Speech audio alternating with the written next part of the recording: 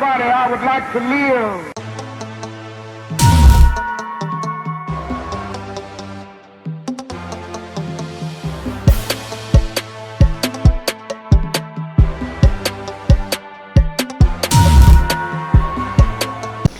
De représentation politique travaillent pour leur image que pendant leur campagne.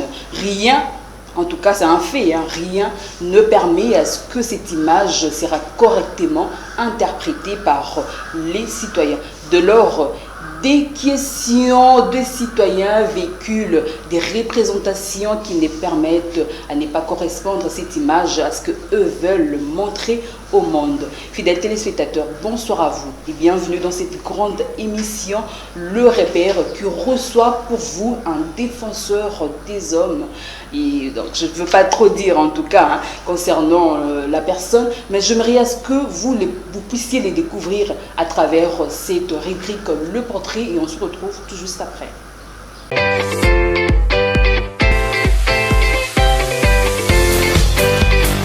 Juvénal Mounoubo Mombi, membre de l'Assemblée nationale de la RDC, avocat et député national de la République démocratique du Congo, professeur de l'université à la faculté de droit à Goma, élu de Walikale Nord Kivu pour la législature de 2011-2016.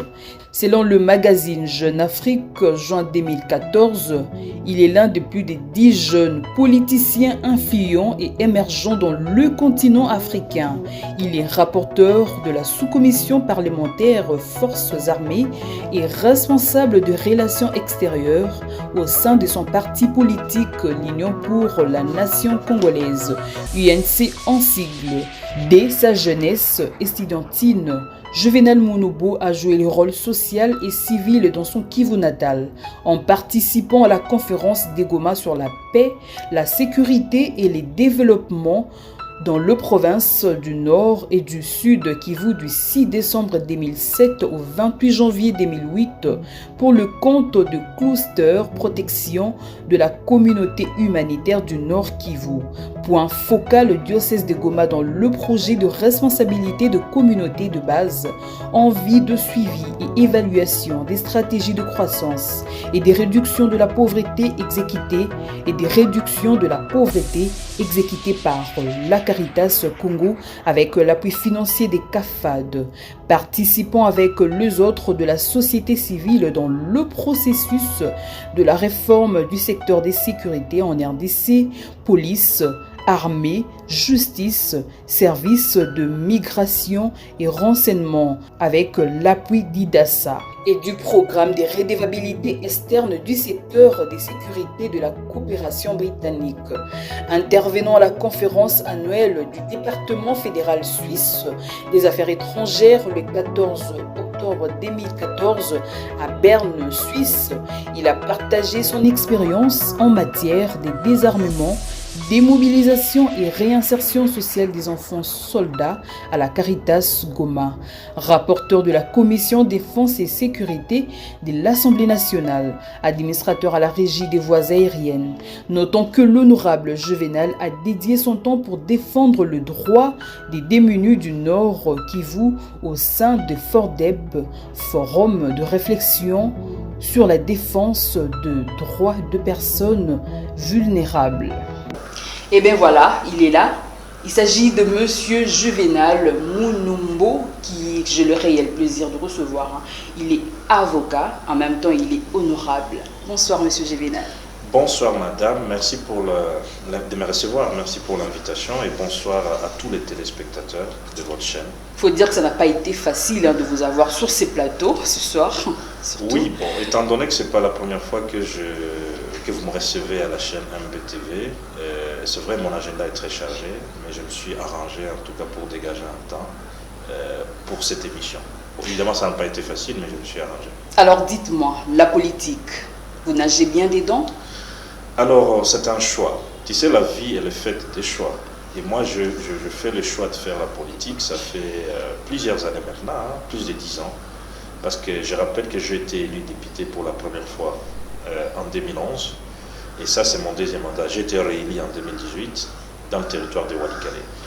Et donc j'ai fait un choix. Ce n'est pas un choix facile parce qu'avant j'étais dans l'humanitaire. J'étais dans une ONG. Je travaillais dans le domaine du désarmement, démobilisation et insertion des enfants, soldats, au Nord Kivu. Je peux prétendre que je maîtrise la question du DDR. C'est pourquoi on vous sent présent de ce côté-là. Quand il y a quelque chose, vous levez pour défendre ces gens-là. En fait, mon passage dans le domaine du DDR, parce que j'ai fait 6 ans en train de démobiliser, de sortir les enfants des groupes armés et de les réinsérer dans la vie civile. Et je travaille pour le compte de l'Église catholique, pour la Caritas. J'étais basé à Goma. Et donc ça m'a donné du goût, une fois devenu député, d'intégrer la commission de défense et de sécurité. Vous êtes né là-bas? Alors je suis né, oui, originaire du Nord Kivu, mais ma naissance au fait c'est au Maniema. Donc la maternité et tout ça c'est à Kalima.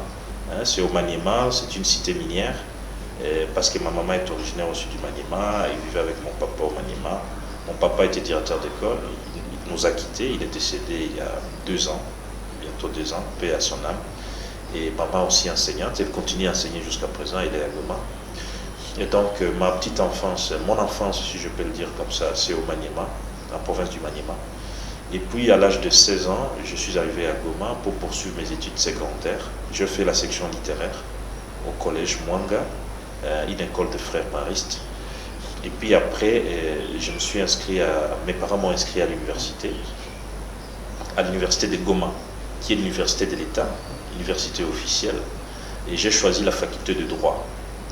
Et là, j'ai connu un bon parcours. Pourquoi? Parce que sur les 5 ans d'université, j'ai fait 4 distinctions sur 5. C'est remarquable. J'ai beaucoup regretté en G3 parce que là, j'avais frôlé la distinction. J'ai eu 69%, 0,5 je crois. Et bon, je me suis dit, mais pourquoi on ne m'a pas délibéré et tout ça. Aussi, je n'avais pas demandé des faveurs, mais j'avais regretté un peu. Mais je fais quand même 4 distinctions, ce qui a permis à ce que je sois retenu assistant à la faculté de droit de l'université de Goma. Mais je dois avouer ici que je n'ai pas beaucoup évolué dans la carrière de l'enseignement. Quoi qu'il y ait l'enseignement, pour moi, c'est une passion. Pourquoi? Parce que moi, j'enseigne même avant de terminer l'école, l'université. J'ai été précepteur des enfants, je partais dans des maisons. Je partais même au Rwanda, à Gisenyi, j'ai eu à faire le préceptorat dans certaines maisons. Et ils appréciaient dans moi le fait que leurs enfants ils voudraient bien connaître le français et tout. Alors voilà, donc j'ai ce désir de faire l'enseignement, je le fais aussi. Donc enseignement de premier niveau à l'université, assistant. Jusqu'aujourd'hui? Oui, parce que c'est là où je dis que je n'ai pas beaucoup évolué sur le plan scientifique. Quoique, bon, je suis resté dans la science, quoi. Je lis beaucoup. J'ai une très très grande bibliothèque à la maison avec beaucoup de livres politiques.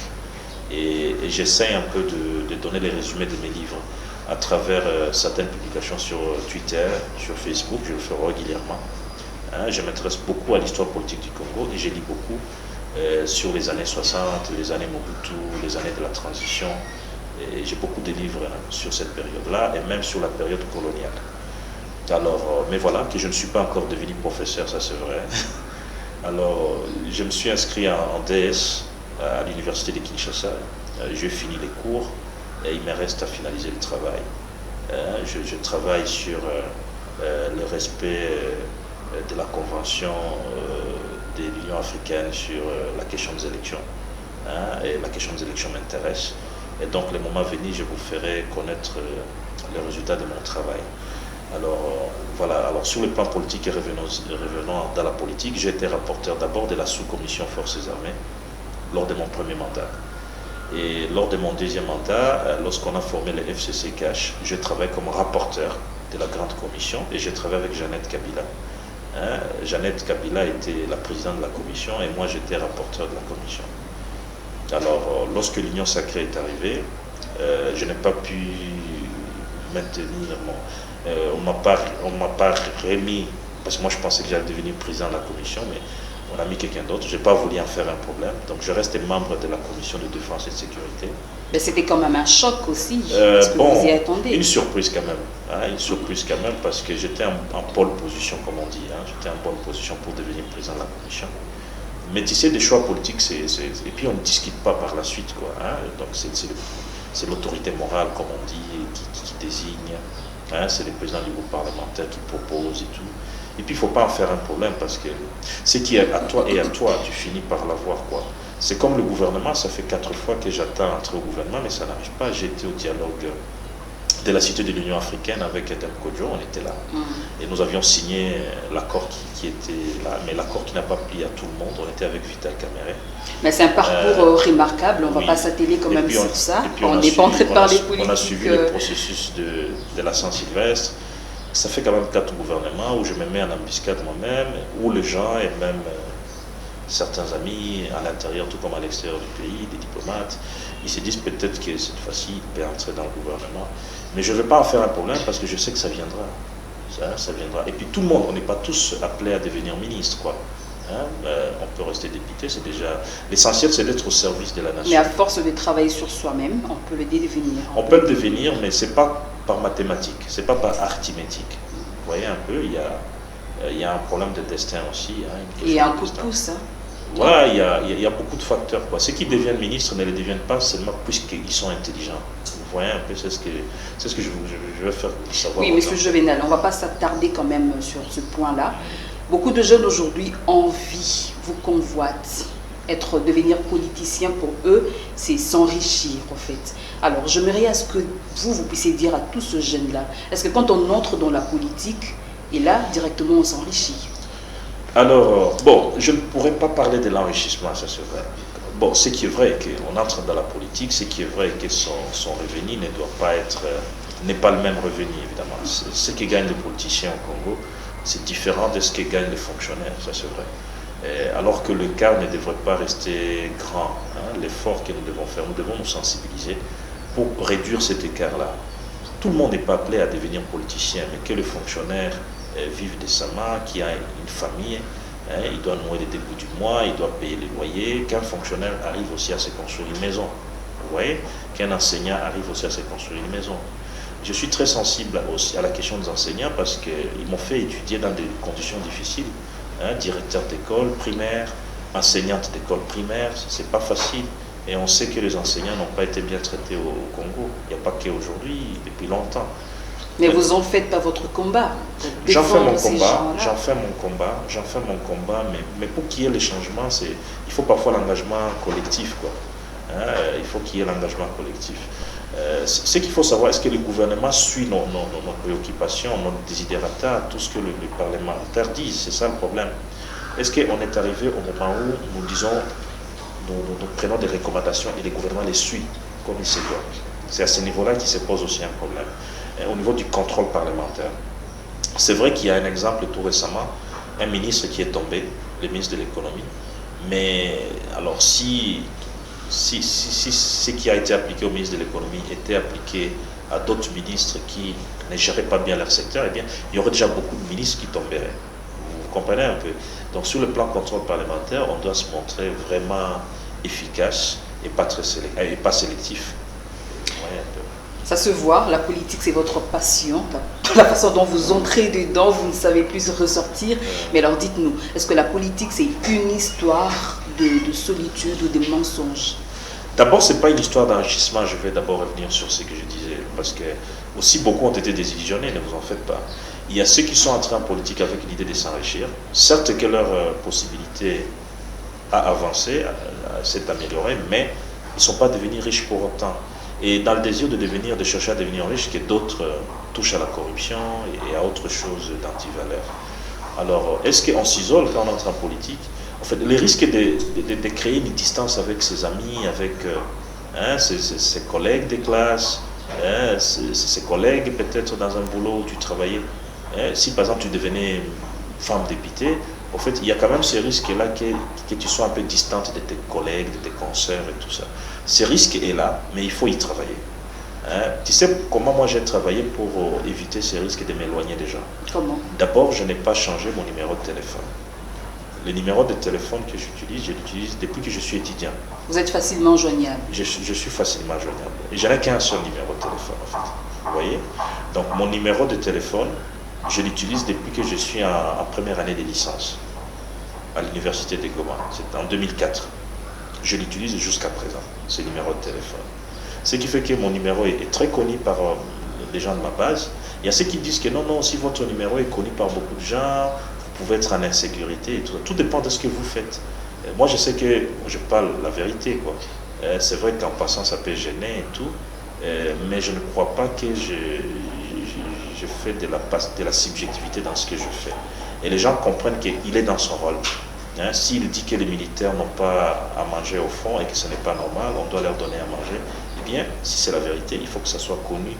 Hein, et je crois que quand tu es dans la vérité et tu dis des choses telles que tu dois le faire, eh bien, tu ne t'attires pas des ennemis aussi. Exactement. Et voilà, donc ça fait 10 ans, je n'ai jamais été en prison. Et parfois, on se pose la question, mais pourquoi lui, on ne l'a jamais mis en prison? Et pourtant, il parle beaucoup et puis il critique parfois. Mais tout est dans la manière aussi de le faire. C'est parce que vous êtes objectif aussi. Voilà, si tu restes objectif, eh bien, être objectif, demeurer objectif, c'est aussi une façon de se protéger. Alors, votre réussite repose exactement sur quoi? Alors, ma réussite, tu sais, c'est difficile de parler de sa propre réussite. Hein? Je préfère que ce soit ceux qui m'assistent, hein? Ceux qui me suivent, que ce soit eux, au fait, qui parlent de ma réussite. Mais je crois que si je peux me permettre un peu de me dépasser, d'aller au-delà de ce qui est naturel dans moi, c'est-à-dire de ne pas me vanter, je dirais que le fait que je réussis en deuxième mandat, c'est un élément de réussite. Ouais. Mais je voudrais bien confirmer cette réussite là si j'aurais un troisième mandat l'année prochaine. Alors, mais il n'y a pas que de réussite. Hein. Il y a des choses que je n'ai pas pu réussir. Qu'est-ce que je n'ai pas pu réussir? Depuis que je suis député, eh bien, il n'y a aucune route qui a été réhabilitée chez moi, à Walikale. Depuis que je suis député en 2011, il n'y a aucune centrale hydroélectrique qui a été construite. Depuis que je suis député, il n'y a pas des écoles qui ont été construites. Hein? Et là, vous me posez la question, mais vous êtes politicien, quelqu'un pourrait me poser la question par vous, vous comprenez les fonctionnements des institutions, mais peut-être qu'un électeur de chez moi pourrait me poser la question, mais depuis qu'il est député, pourquoi la route n'est pas construite? Pourquoi l'école n'est pas construite? Eh bien, mais il y a d'autres qui en construisent. Hein? Alors, il faut d'abord préciser que ceux qui construisent des écoles, des routes, des hôpitaux, ce ne sont pas députés qui doivent construire ça. C'est le gouvernement qui est appelé à réaliser tout ça, parce que c'est le gouvernement qui a des moyens pour ça. Mais cela ne veut pas dire que nous ne faisons pas des petits gestes, hein, des dons des tôles pour des écoles. Ça, on le fait, quoi. Hein, il y a des aides que nous donnons pour la communauté. Donc vous êtes vraiment proche de vos élus jusqu'aujourd'hui? Pour telle communauté, telle église, telle école, il y a des dons que nous faisons régulièrement comme ça. Mais dire qu'un député de lui-même construise une école, il faut bien se poser la question s'il le fait sur base de son salaire. Ce n'est pas toujours évident. Il faut avoir d'autres sources de financement. Je ne dis pas qu'il n'y a pas de députés qui le font. Il peut y avoir quelqu'un qui a été ministre, et puis il a perdu son poste de ministre du moment qu'il était ministre. Hein? Il a pu y avoir beaucoup de moyens. Et Monsieur Juvenal, et bien, il peut toujours construire facilement une école. Dites-moi, voilà. Vous gagnez combien? Alors, l'éternelle question. L'éternelle question. Moi, je préfère parler des salaires de base parce qu'il y a beaucoup de spéculation là-dessus. Hein. Exactement, c'est pourquoi je m'ai posé la question. Il y a des gens qui pensent que le député gagne, il y a ceux qui parlent de 13 000 $, il y a ceux qui parlent de 20 000 $. Vous êtes plein aux as. Hein, vous voyez un peu. On vous offre même des véhicules. Voilà, tout ça. Il y a des gens qui pensent même que une maison qu'on arrive à construire, je peux arriver à le faire, on pense que c'est des gratuités qu'on a eues de l'État. Non, c'est des crédits. Hein, moi, je pris un crédit bancaire que j'ai remboursé chaque mois pour finalement arriver à me construire une maison. Vous voyez un peu? Parce qu'il faut s'organiser aussi. C'est pas intéressant. Tu as été député, tu finis ton mandat, tu n'as même pas une maison. Vous comprenez? Donc c'est possible d'avoir une maison si vous savez vous organiser. Alors les salaires, hein, s'il faut y revenir, c'est pas énorme, quoi. Hein, c'est pas énorme. Hein? En tout cas, c'est moins de 10 000 $. Hein? Et puis, on est dans une société où les gouvernements, comme le gouvernement ne réalise pas des actions sociales dans nos bases, nous avons énormément de demandes, quoi. Il y a beaucoup de demandes, hein? Il y a des deuils, il faut intervenir, hein? Il y a tel collaborateur qui a tel problème, il faut l'assister. Vous voyez un peu, il faut donner des dons à telle école, à tel hôpital, et ainsi de suite. Certes que c'est difficile, même si vous êtes une personne très généreuse, vous n'allez pas construire des routes comme député de vous-même, c'est difficile. Mais il y a des actions, des interventions que nous faisons comme ça. Alors, moi je ne m'oppose pas à une diminution du salaire des députés. Parce qu'il y a ceux qui estiment que pour que l'armée ait de l'argent, il faut diminuer pour qu'également le professeur se retrouve dans le métier. Moi, je ne suis pas opposé. Mais le problème, c'est qu'on n'est jamais arrivé à appliquer cette mesure-là. Moi, je ne m'opposerai pas à cette mesure où il faut diminuer les salaires des gens. Parce que notre salaire, ça reste quand même assez élevé par rapport au salaire de beaucoup de Congolais. Vous êtes le premier à assumer ça, vous êtes vraiment le premier. Mais toute la stratégie ne doit pas résider à ça. Parce que l'armée nationale ne doit pas vivre grâce aux aumônes. Vous voyez un peu, hein, aux offrandes. Non, on ne peut pas faire vivre l'armée grâce aux offrandes ou aux collectes des uns et des autres. Tu vois, par exemple, le président de l'Assemblée a annoncé l'envoi de 200 000 $ au front. Dites-moi, 200 000 $ au front, ça va faire quoi de substantiel pour nos militaires? C'est pas grand-chose. C'est pas grand-chose. C'est pas grand-chose. Ça va acheter combien d'équipements militaires, hein? À la limite, ça peut payer de la ration, les haricots et tout. Alors, il faut bien savoir comment mobiliser les moyens pour l'armée. Et donc, ce n'est pas en diminuant, en ponctionnant les salaires de gens qu'on peut voluminer forcément. Ça peut continuer un peu, mais pour une augmentation significative, eh bien, il faut trouver l'argent là où ça échappe. Dans les minerais, dans les hydrocarbures, oui. Il y a des domaines où il y a de l'évasion fiscale, de la fraude fiscale, de la corruption. Et à partir de ces domaines-là, on peut mobiliser les moyens pour l'armée. Il vous est déjà arrivé de vous remettre en cause? Oui, il m'est déjà arrivé de me remettre en cause. Bon, de me remettre en cause peut-être par imprudence, quoi. Hein? Alors, je vais vous donner un cas. Et on était dans une tournée sécuritaire. On était dans une tournée sécuritaire à l'Est. On avait commencé par... C'était une tournée organisée par le gouvernement et les parlements. On a commencé par Bunia, on est allé à Béni, hein, on est arrivé jusqu'à Minembwe. Vous voyez? Alors, quand on est arrivé à Minembwe, il s'est passé quelque chose là-bas. C'était l'installation d'un bourgmestre à Minembwe. On était avec le ministre de l'Intérieur, disons le gouverneur de province, on était avec le ministre provincial de l'Intérieur, on était aussi avec les ministres de la Défense. Alors, il y a eu toutes sortes de spéculations là-dessus. Les gens ont dit, voilà, à Minembwe, ils ont installé un bourgmestre, ils ont vendu le pays, vendre le pays entre guillemets. Alors, ce n'était que de chantage, quoi. Il n'y a eu rien de vrai dans tout ça. Alors, quelle est l'erreur que je puis faire? Peut-être que je me serais limité à Bukavu ayant constaté que nous allons à Minembwe. Mais je ne pouvais pas m'imaginer que notre passage à Minembwe allait créer des chahis par la suite. Parce qu'il n'y a rien de grave après tout qui s'est passé à Minembwe. Parce qu'il y avait un monsieur qui était là depuis longtemps, qui recevait les autorités de Kinshasa et tout. Hein, ses collègues bourgmestres d'autres communes environnantes, des communes rurales, ont été installés. Et il ne restait à l'installer que lui, quoi. Et quand les autorités de Kinshasa sont arrivées, le gouverneur est arrivé, les militaires, les officiers militaires qui étaient là, des FARDC, nous ont dit, mais les messieurs qui accueillent les gens ici, il fait bien son boulot, mais pourquoi ne pas signer un procès verbal qui l'installe comme bourgmestre? C'est tout ce qui a été fait. Mais par la suite, vous avez compris que dans les médias, il y a des gens pour qu'ils deviennent ministres de tels portefeuilles, m'ont diabolisé. Donc il fallait diaboliser Juvenal, il fallait diaboliser la mission qui s'est rendue à l'Est, hein, pour qu'au niveau de l'Union sacrée, on puisse devenir ministre. D'accord. Il y a eu des cas comme ça, de diabolisation, mais on s'est rendu compte par la suite qu'il n'y a pas eu vente de quoi que ce soit. Hein, et ce n'était que de la dramatisation.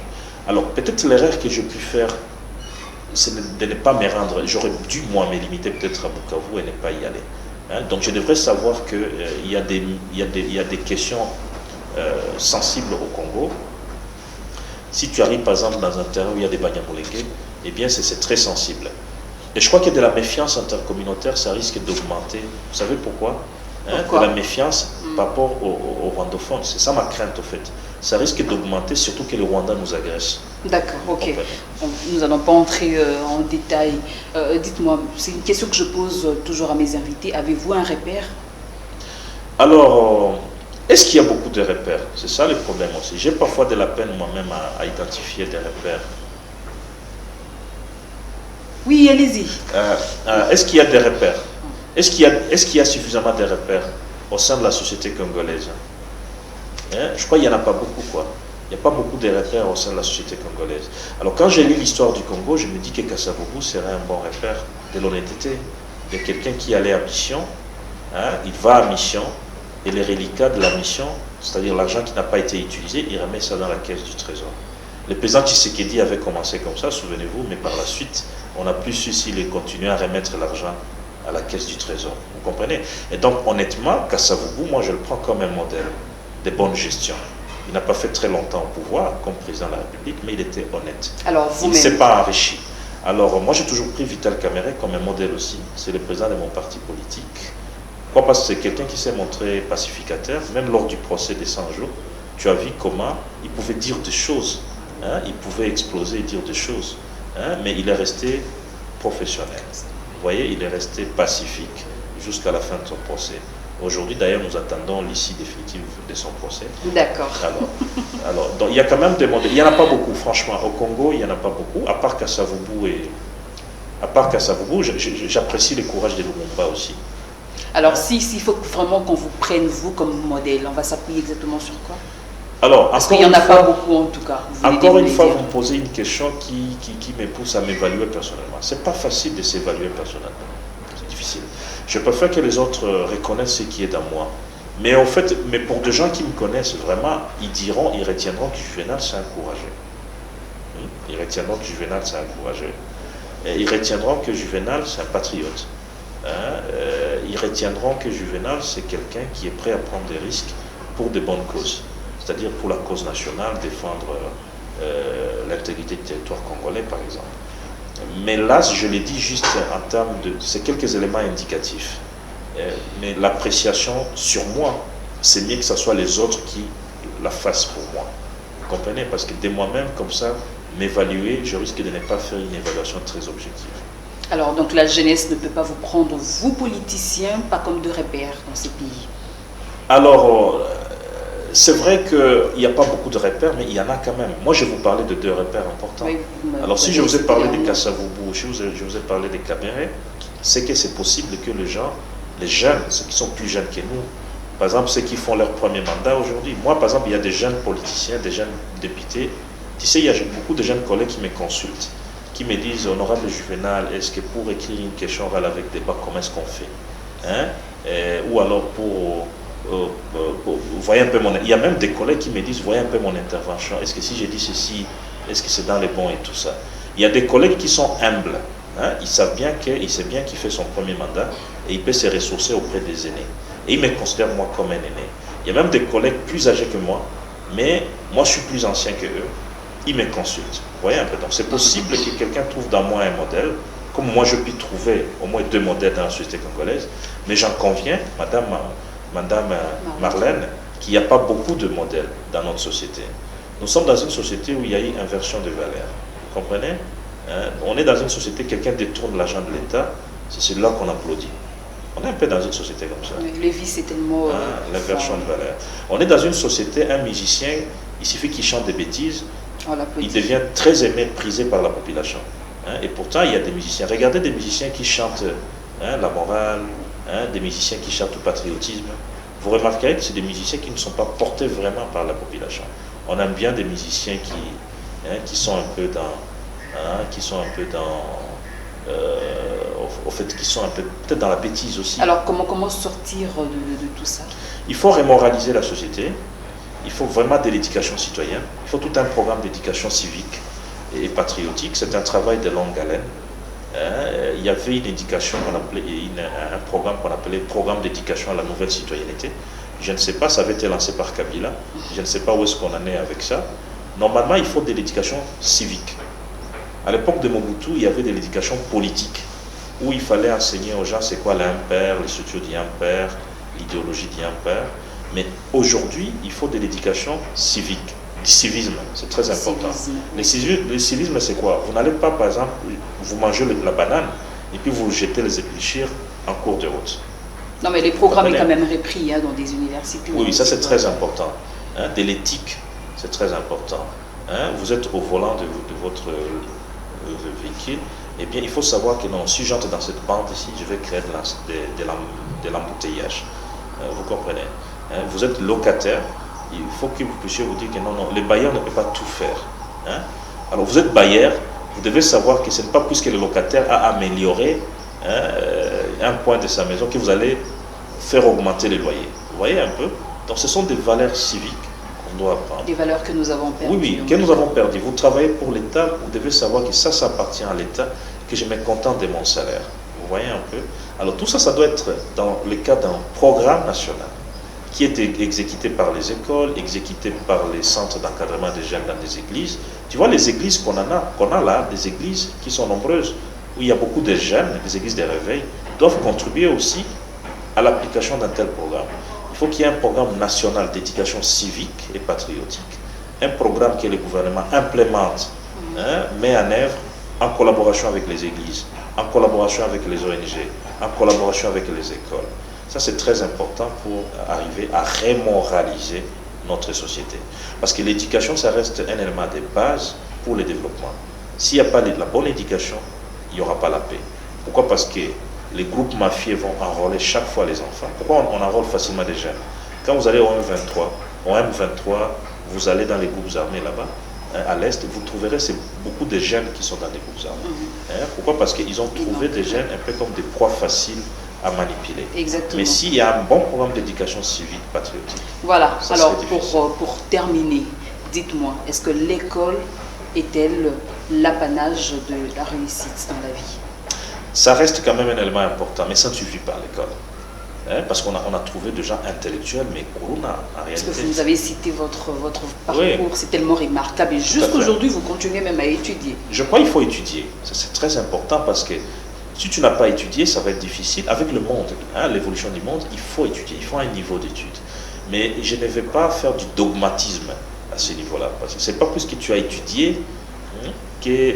Si c'était le cas, eh bien le Congo se serait déjà relevé parce qu'on a plein d'intellectuels. Vous voyez un peu, c'est pour dire que l'école, oui, mais l'éducation, l'école c'est bien, mais l'éducation c'est mieux. D'accord. C'est comme ça que je peux conclure. Merci beaucoup, monsieur l'honorable Juvénal. Pour terminer, j'aimerais à ce que vous vous adressez, vous regardez l'objectif et vous adressez à la jeunesse qui nous suivent en ce moment, qui ont perdu de l'espoir. Alors, mon message à la jeunesse, c'est d'abord le message de courage, parce que moi-même, je pense que je suis courageux. Il faut être courageux et il faut avoir la force de ses convictions.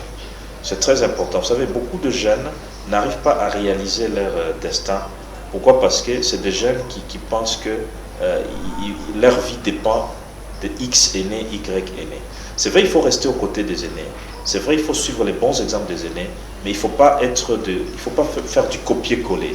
Parce qu'en faisant du copier-coller des aînés, parce que les aînés n'ont pas que des qualités, il y a des aînés qui ont des erreurs aussi. Il faut voir auprès des aînés quelles sont les qualités qu'il faut imiter. Et vous devez rester dans votre propre personnalité. Avoir sa propre personnalité, c'est pour dire qu'il y a des choses que moi je peux faire. Je ne suis pas obligé de suivre tel aîné. Ça, c'est très important. Il faut écouter le conseil des aînés, c'est vrai, mais il ne faut pas aveuglément suivre les aînés. Parce que les aînés peuvent aussi commettre des erreurs. Et là, vous allez dérouter. Il faut avoir le courage, la force de ses convictions, la patience aussi. C'est aussi une autre vertu. Si vous n'êtes pas patient, ça va être difficile de réaliser vos rêves. Alors, fidèles téléspectateurs, vous avez suivi, c'est l'honorable Juvénal Moumbo, c'est ça. Alors, pour terminer, moi je vous dirais, aimons notre vie. Aimons des gens qui nous entourent aussi, c'est important. Mais au fait, il y a toujours une chose que j'ai toujours l'habitude de les dire, il faut que nous marquons notre temps. Vous êtes jeune, avec ce que vous êtes en train de faire, que ce soit petit ou grand, marquez votre histoire à travers ce que vous êtes en train de réaliser comme travail. Je vous dis un grand merci de nous avoir suivis. Merci honorable d'avoir répondu à notre invitation. Merci également à vous, fidèles téléspectateurs, d'avoir été de nôtres. Je vous retrouve très prochainement, mais d'ici là, restez avec nous.